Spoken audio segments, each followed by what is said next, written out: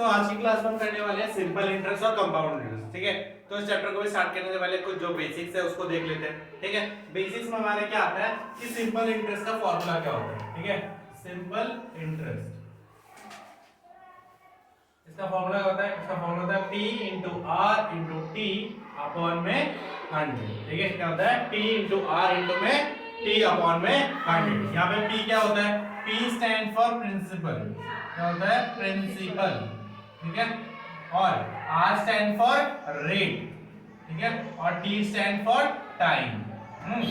तो प्रिंसिपल क्या है, ऐसी एक ऐसा अमाउंट, ठीक है, जिसको हमने इनिशियली लिया है। ठीक है, क्या कह रहा है, इनिशियली लिया है। ठीक है, फॉर एग्जांपल लेट्स सपोज मैं एक बैंक में 2000 रुपए जमा करता हूं। ठीक है, तो जो 2000 रुपए मैंने जमा करे वो क्या हो गया, मेरा प्रिंसिपल। अब उस 2000 पे मुझे हर साल 10% क्या मिल रहा है, इंटरेस्ट मिल रहा है। क्या मिल रहा है, हर साल 10% इंटरेस्ट मिल रहा है। तो वो क्या रहेगा, रेट आर, और ये इंटरेस्ट मुझे कितने सालों के लिए मिल रहा है, 3 सालों के लिए। तो टाइम क्या हो जाएगा, 3। चलेगा, टाइम क्या हो जाएगा 3। तो इस तरीके से हमारी चीजें हैं। ठीक है, P for principal, R for rate और T फॉर टाइम।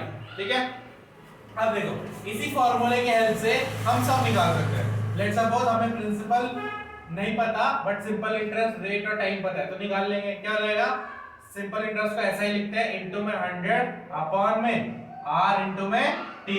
अब लेट्स सपोज हमें R नहीं पता, क्या रहेगा, सिंपल इंटरेस्ट इनटू 100 अपॉन में P इनटू में T।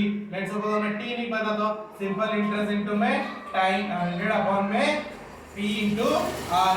जो चीज निकल सकती है अगर हमें सिंपल इंटरेस्ट पता हो तो। ठीक है, तो ये हमारा क्या हो गया, सिंपल इंटरेस्ट का बेसिक हो गया। इसके बाद हम देखते हैं कंपाउंड इंटरेस्ट का बेसिक, तो नोट कर लो। इस क्वेश्चन में क्या दे रखा है कि हमारे पास 2000 रुपीज है। ठीक है, और उस पे 3 सालों के लिए हमें 8% क्या मिल रहा है, इंटरेस्ट मिल रहा है। क्या मिल रहा है, 8% रेट। ठीक है, इंटरेस्ट मिल रहा है। तो अब हमें ऐसा पता करना है कि कितना टोटल अमाउंट हमें मिलेगा इंटरेस्ट में। ठीक है, कितना टोटल अमाउंट हमें इसमें मिलेगा। तो पहले देखते हैं प्रिंसिपल क्या है, 2000 रुपीज क्या है, 2000। ठीक है, टाइम क्या है, 3 इयर्स। ठीक है, और रेट क्या है, 8। रेट क्या है, 8%। तो सिंपल इंटरेस्ट का फॉर्मूला क्या होता है, P into R into T by 100। ठीक है, तो P कितना है, 2000 इंटू में 3 इंटू में 8 अपॉन में 100। तो इससे कट गया, तो 24 इंटू 20 कितना होता है, 408। कितना रहेगा, 480। कितना रहेगा, 480 रुपीज। ये क्या मिलेगा, हमें इंटरेस्ट मिलेगा। क्या मिलेगा, इंटरेस्ट मिलेगा। ठीक है,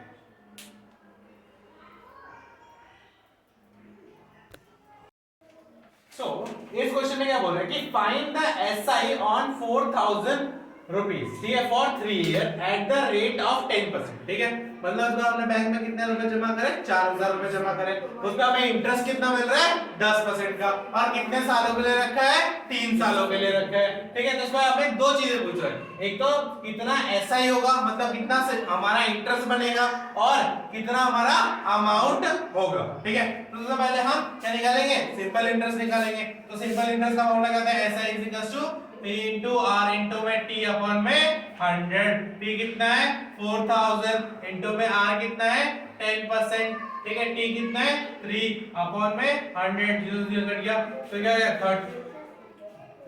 12 और 2 0, 1200। तो सिंपल इंटरेस्ट कितना बना हमारा, 1200 रुपीज बना। ठीक है, अब हमें बोल रहा है अमाउंट फाइंड करो।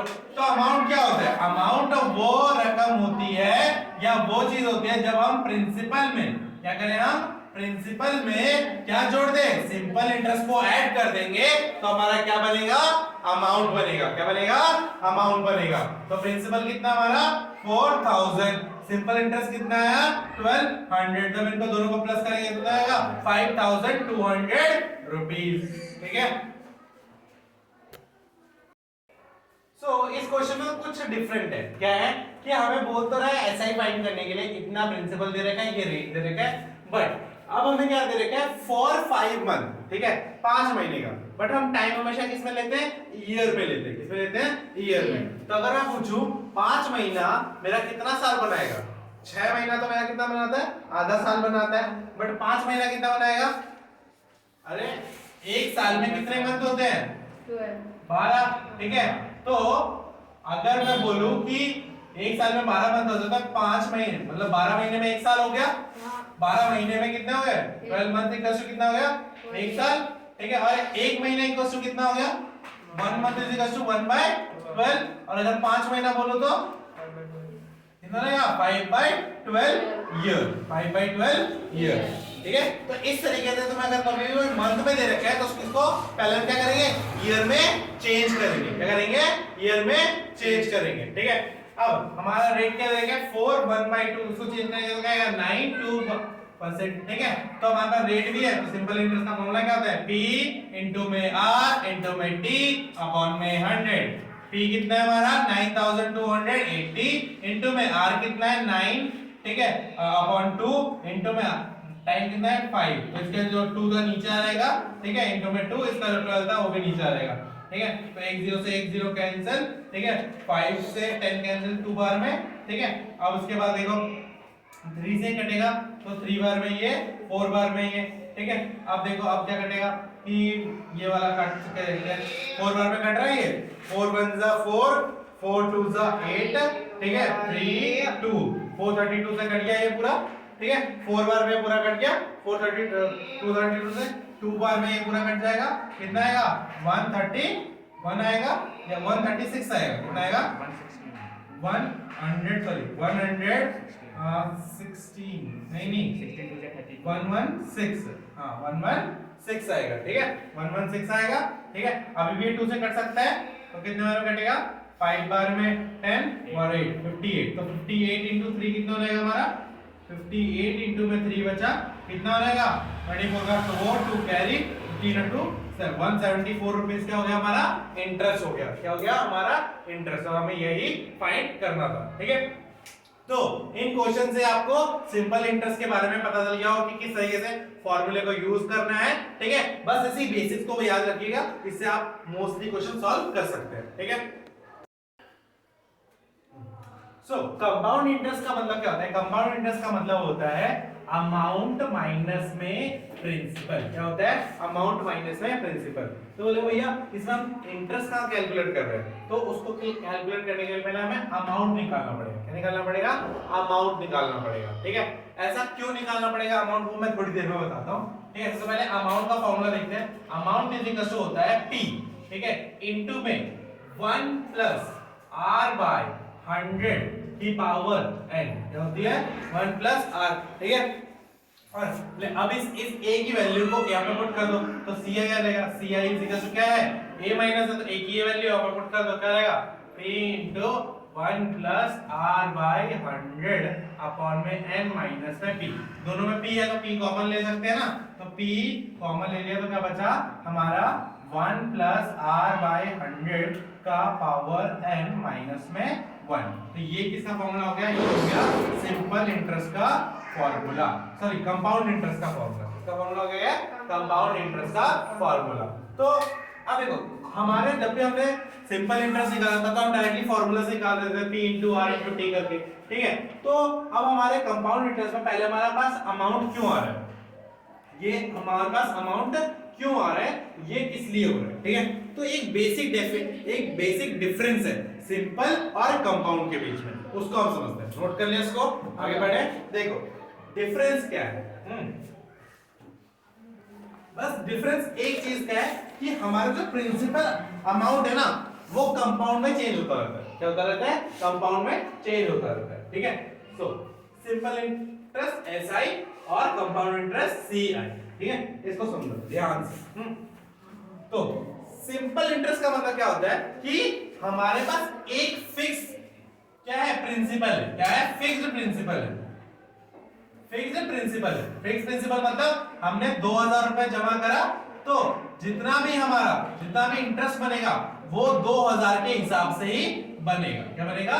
2000 के हिसाब से बनेगा। अगर मेरा 10% हर साल मिलता है, क्या मिलता है? 10% हर साल मिलता है, तो मेरा 10% किस पे मिलेगा? इस पे मिलेगा। किस पे मिलेगा? इस पे मिलेगा। ठीक है, हर साल। तो इसका 10% अगर मैं निकालूं तो कितना होगा इसका 10%? 10/100, 100 से 2 जीरो कटाएंगे, कितना हो गया 10%? 200 रुपए। क्या हो गया? 200 रुपए। तो फर्स्ट ईयर में कितना मिला इंटरेस्ट? 200 रुपए। ठीक है, सेकंड ईयर भी कितना मिलेगा? 200 रुपए। सेकंड ईयर में कितना मिलेगा? 200 रुपए। और थर्ड ईयर में कितना मिलेगा? 200 रुपए। कितना मिलेगा? 200 रुपए। क्यों क्यों हो रहा है कि हर बार मुझे सिंपल इंटरेस्ट में मुझे मेरा इंटरेस्ट आएगा ना, वो हर साल क्या आएगा? सेम आएगा। क्या आएगा? हर साल सेम आएगा। ठीक है, ऐसा इसलिए क्योंकि जो हमारा प्रिंसिपल है, ऐसा इसलिए क्योंकि हमारा जो प्रिंसिपल है वो सेम रहेगा। क्या रहेगा? वो सेम रहेगा। ठीक है, बट हमारा कंपाउंड इंटरेस्ट में क्या होता है कि हमारा जो प्रिंसिपल है वो सेम नहीं रहता। फॉर एग्जाम्पल लेट सपोज ये 2000 रुपए थे, ठीक है, और 2000 के ऊपर एक साल में मुझे 200 रुपए का क्या मिला? इंटरेस्ट मिला। ठीक है, तो 10% इंटरेस्ट कितना मिला मुझे? 200 रुपए मिला। ठीक है, तो अब नेक्स्ट ईयर भी मुझे 10% मिलने वाला है। ठीक है, बट अब मुझे जो 10% मिलेगा ना वो 2000 में से नहीं मिलेगा, वो अब कितने रुपए में से मिलेगा? वो मिलेगा मुझे 2200 रुपए में से मिलेगा। कितने से मिलेगा? 2200। 2200 कहां से आया? जब मैंने इसमें इसको प्लस कर दिया। ठीक है, इसमें इसको प्लस कर दिया, वो क्या बन गया मेरा? वो क्या बन गया मेरा? प्रिंसिपल बन गया। क्या बन गया? प्रिंसिपल बन गया। ठीक है, सो अब देखो ये ऐसा क्यों हुआ? हम ऐसा भी बोल सकते हैं कि जो हमारा फर्स्ट ईयर का अमाउंट था, जो हमारा फर्स्ट ईयर का अमाउंट था वो सेकंड ईयर में क्या बन गया? प्रिंसिपल। अब जो सेकंड ईयर का अमाउंट होगा वो हमारा थर्ड ईयर में क्या बन जाएगा? प्रिंसिपल बन जाएगा। ठीक है, मतलब हर साल, ठीक है, हर साल मुझे 10% तो मिल रहा है, बट मुझे 10% किस में मिल रहा है?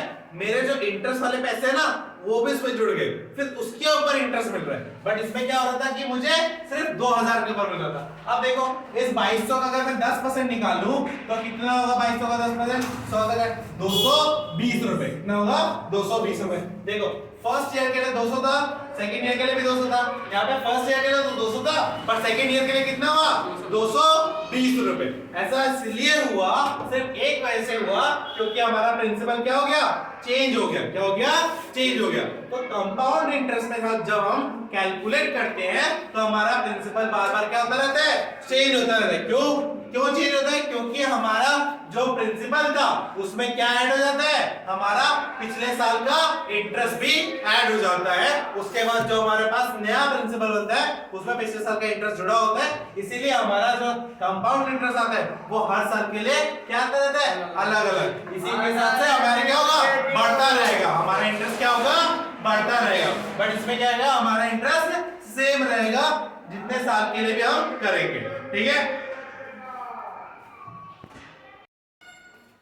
इस क्वेश्चन में क्या है कि एक सम अमाउंट दे रखा है। ठीक है, वो कितना है? 5832 रुपीस। ठीक है, 2 साल के बाद। ठीक है, 2 साल के बाद इतना पैसा हमें मिला है और हर साल मेरा कंपाउंड इंटरेस्ट कितना था?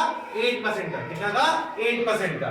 ठीक है, और हमें बोल रहे हैं फाइंड द सम, मतलब वो अमाउंट निकालना है जो हमने 2 साल पहले इन्वेस्ट किया था, बैंक में डाला था। मतलब क्या निकालना है? प्रिंसिपल निकालना है। क्या निकालना है? प्रिंसिपल। हमें क्या दे रखा है? अमाउंट दे रखा है। ए दे रखा है। ए कितना है?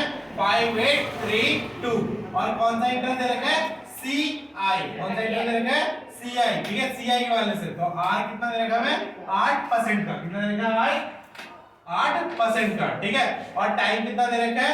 2 सालों का। कितना दे रखा है? 2 सालों का। तो A क्या पढ़ा था? A P इंटू में 1 प्लस R बाय 100 अपॉन में n। अमाउंट कितना है हमारा? 5832 इंटू में इक्वल्स टू क्या हो जाएगा?